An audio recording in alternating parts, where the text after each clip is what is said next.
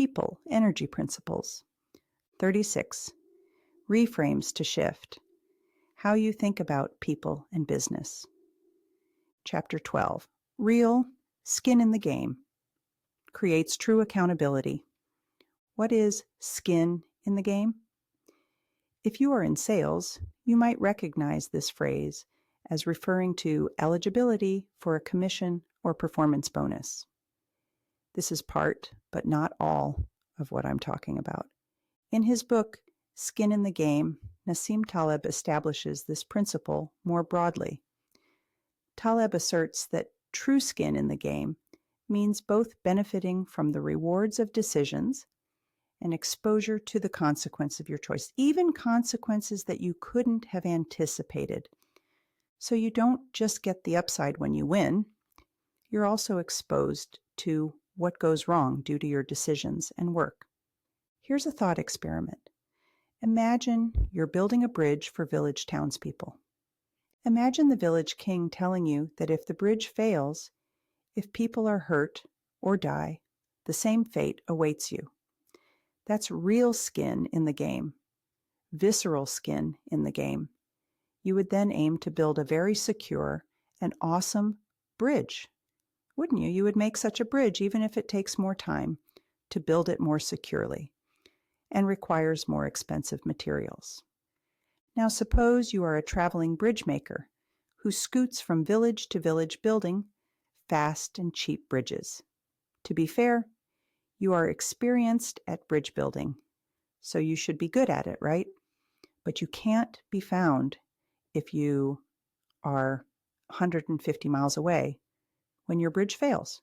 You gain the payment for building a bridge, but are exposed to no downside if the bridge fails. That is the absence of skin in the game. Now, apply that to an organization's policy setting. Let's say an administrator decides it would make his job easier if everyone restricted their materials acquisition method to using one form submitted only on Mondays and Wednesdays. This system helps the administrator's workflow tremendously. He is more efficient and can better balance the multiple components of his role. So this is obviously an improvement, right? His efficiency metrics are way better, so it must be right. But it's wrong, because this change negatively impacts many other organizational roles. These changes make it harder for the operations staff to succeed because they can't always acquire the necessary materials to meet their success metrics. The administrator, meanwhile, experiences none of the negative consequences that the operations staff experiences. Imagine how much better this could have gone if the administrator had talked to the people impacted by the process change. The people with skin in the game regarding materials availability. That would have been better. Another example. Sometimes we believe things would work better, in theory, if we did things a particular way. Maybe we read about it in a book, or a consultant recommends it.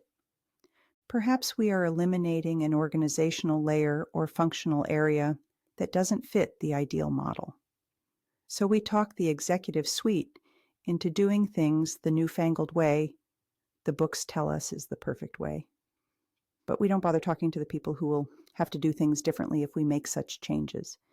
We haven't found out the purpose of the activities that don't fit into the ideal model. We assume we know best, without checking with the people with skin in the game. This doesn't mean we can't make changes. Far from it. It just alerts us to the importance of checking with the people the changes will impact. It reminds us that people do things a certain way for reasons. Maybe it's not a good reason, or perhaps it is, but you won't know until you check your assumptions by asking those with skin in the game. Always check. Don't assume. Whenever possible, make sure you have skin in the game for your decisions.